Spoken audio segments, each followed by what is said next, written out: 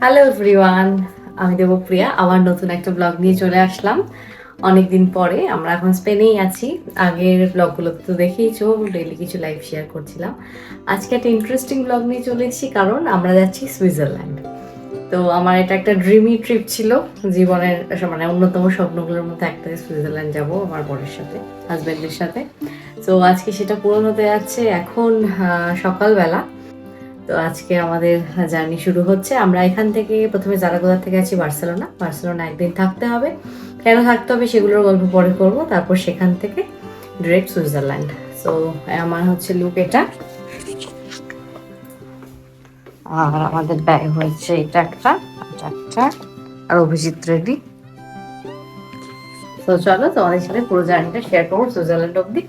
তারপরে অপরূপ সৌন্দর্য দেশ সুইজারল্যান্ড, সেগুলোর ব্লগ তো পরপর আসতেই থাকবে। এটা হলো আমাদের যাওয়ার দিনের ব্লগ। Let's go. তো আমাদের কিন্তু ব্যাগ জাস্ট এই দুটোই হয়েছিল, আর এইটা না আমাদের অনেকদিন ধরেই প্ল্যান ছিল। তো ফাইনালি কিন্তু এই ড্রিমটা পূরণ হতে যাচ্ছে। সুইজারল্যান্ড একটা অপূর্ব সুন্দর জায়গা, তবে জারাগোজার থেকে আমাদের প্রথমে বার্সেলোনায় যেতে হয়েছে, কারণ বার্সেলোনা থেকে তারপর ডিরেক্ট কিন্তু ফ্লাইট ছিল। আর আমরা বার্সেলোনা থেকে ব্যাসেল বলে একটা জায়গা আছে সুইজারল্যান্ডের, সেখানে ডিরেক্ট ফ্লাইট নিয়েছিলাম। তারপর সেখান থেকে চলে গেছিলাম আমরা সেখানকার সেই দেশের রাজধানী বের্ন। সেখানে কিন্তু আমাদের পুরো স্টেটা ছিল। বেশ অনেক দিনের একটা সুন্দর ট্যুর আমরা প্ল্যান করেছিলাম। আর দেখো, কথা বলতে বলতে চলে আসলাম। এটা হলো আমাদের জারাগোজা ট্রেন স্টেশন।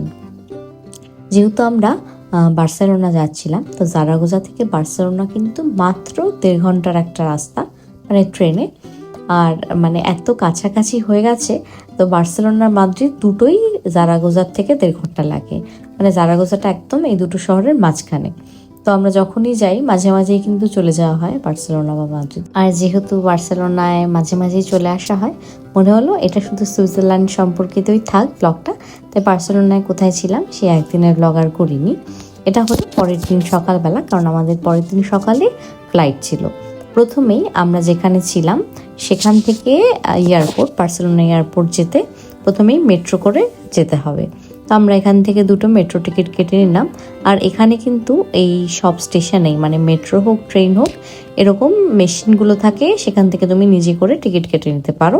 তবে অবশ্যই কাউন্টারও থাকে, যারা প্রেফার করে তারা কাউন্টার থেকেও কেটে নিতে পারে। এটা হলো আমরা যেহেতু বললাম এয়ারপোর্টে যাওয়ার জন্য, এই যে দেখো এয়ারপোর্টে চলে এসেছি। আর আমরা এবার ভুয়েলিং বলে যে একটা এয়ারলাইন আছে, এটা করে আমাদের এই সুইস ফ্লাইটটা ছিল। আর মানে ইউরোপের ভেতর এই রায়ানএয়ার, ভুয়েলিং এগুলো কিন্তু চলে। তো এই যে আমাদের টিকিট আমরা চেক ইন করে নিচ্ছিলাম। আর আমাদের এই জার্নিটা ভীষণ একটা এক্সাইটমেন্ট ছিল দুজনের মধ্যেই। আর এইটা হলো এই যে ডিউটি ফ্রি জায়গাটা ঢুকে গেছি। যেহেতু সুইজারল্যান্ড আর স্পেন দুটো আলাদা দেশ, তাই জন্য কিন্তু আমাদের এই ইমিগ্রেশন কমপ্লিট করে এই জায়গাটায় আসতে হয়। আমরা এখন বসে আছি বার্সেলোনা এয়ারপোর্টে। তো আমাদের চেক ইন হয়ে গেছে, এখন 1 ঘন্টা পরে আমাদের ফ্লাইট। তো এখন বসে থাকতে হবে। বসে আছে, আর বসে থাকা মানেই তো কফি, কারণ আমাদের বেশ ভালোই কিন্তু জার্নি করতে হয়েছে। মানে আমাদের আগের দিন থেকে জার্নি শুরু হয়েছে। তো এবার আমরা হচ্ছে চলে যাচ্ছিলাম আমাদের গেটের কাছে। আমাদের এই গেটটাই ছিল। তো একটু টায়ার্ড লাগছে, কারণ রাত্রিবেলা হোটেলে এক রাতই ছিলাম, আর অনেক ভোরবেলা বেরিয়ে যেতে হয়েছে, তো ঘুমটা হয়নি। আর এমনিও মানে আগের দিনও আমাদের বার্সেলোনার যে ট্রেন ছিল সেটাও কিন্তু অনেক ভোরে ছিল। তো 2 দিন ধরে প্রায় ঘুম হচ্ছে না। তবে ওই যে এক্সাইটমেন্টও কাজ করছে, তো দুটো মিলিয়ে একটা মিশ্র অনুভূতি ছিল। তো ব্যাস, এবার ফ্লাইটে উঠে যাওয়ার পালা। আর আমার মনে হয় ইউরোপের ভেতর যেই এয়ারলাইনগুলো চলে, এগুলো কিন্তু বেশ অনেকটাই সস্তা। মানে সেটাই তোমাদের সাথে শেয়ার করছিলাম। তো ইউরোপের ভেতর যে নানা রকম দেশগুলো ঘুরতে যাওয়ার জন্য এই কটা পার্টিকুলার এয়ারলাইন আছে। তবে আমার মনে হয় রায়ানএয়ারটা বেশি কমফোর্টেবল। হুইলিংটা ভালো ছিল, তবে এই সিটগুলো একটু আনকমফোর্টেবল। বাট যাই হোক, বেশিক্ষণের তো জার্নি নয়, 2 থেকে 2.5 ঘন্টা লেগেছিল আমাদের মানে ফ্লাইটে। তারপরে কিন্তু পৌঁছে যাওয়ার পালা, এবং বলতে বলতেই দেখো নেমেও গেলাম। এই অনুভূতিটা তবে একদম অন্যরকম ছিল। তবে আমরা যেহেতু সামার হলিডে প্ল্যান করেছিলাম সুইজারল্যান্ডে, তো সুইজারল্যান্ডে কিন্তু এই সময় ভয়ঙ্কর গরম ছিল। মানে শুনতে মনে হয় যে সুইজারল্যান্ডে গরম, এটা একটু অদ্ভুত। তবে এবছর সব দেশেই জানি কীরকম একটা এরকম হয়েছে। তবে মানে সুইজারল্যান্ড আসার সময় হলো মেইন পিক সিজন টাইম হলো এই সময়টা, মানে মোটামুটি এপ্রিলের শেষ বা মের মাস থেকে একদম সেপ্টেম্বর অবধি খুব সুন্দর সময়। একটু গরম আছে অবশ্যই, বাট সেটা যদি অ্যাডজাস্ট করা যায় এই সুইস যে সুন্দর নেচার সেগুলো কিন্তু উপভোগ করা যাবে। আর যারা ঠান্ডায় আসতে চায়, সাদা সৌন্দর্য, বরফের সৌন্দর্য দেখতে চায়, তাদের জন্য নভেম্বর ডিসেম্বর থেকে মোটামুটি ফেব্রুয়ারি মার্চ অবধি ভালো সময়। তবে আমার মনে হয় সুইস নেচার হচ্ছে পৃথিবীর অন্যতম অপূর্ব একটা উদাহরণ প্রকৃতির। তাই জন্য আমার মনে হয় সামারের টাইমটা যারা আসবে তারা এই সময় আসাই ভালো। আর এই সময় কিন্তু প্রচুর টুরিস্ট থাকে। সো আমরা পৌঁছে গেছি, এখন আমরা ব্যাসেল সিটিটায় যাব। এখানে এয়ারপোর্ট থেকে বাসে করে, এই যে বাসগুলো দাঁড়িয়ে আছে, তারপর ওখান থেকে আমরা বার্নে থাকবো, তো বার্নে যাব। আর আমাদের যেহেতু একদিন কমে গেছে আর কি, মানে আমাদের আজকে প্ল্যান ছিল বাসেলে একদিন থেকে জুরিক হয়ে তারপর বার্ন, তো সেটা ওই ফ্লাইট ডিলে ছিল, তাই জন্য আমরা এখন ডিরেক্ট একদম বার্নে চলে যাব। তো চলো। তো যেরকমটা বললাম, আমাদের কিন্তু একদিনের আসাটা পিছিয়ে গেছে, কারণ ফ্লাইট আমাদের ক্যান্সেল হয়ে গেছিলো এবং তারাই একদিন পরে আমাদের ফ্লাইটটা আবার ওরা রিশিডিউল করে দিয়েছিল। তাই জন্য আমাদের আজকে যে নেমে আমরা ঠিক করেছিলাম বাসেলে থাকবো, আর কিন্তু সেটা আর হয়নি।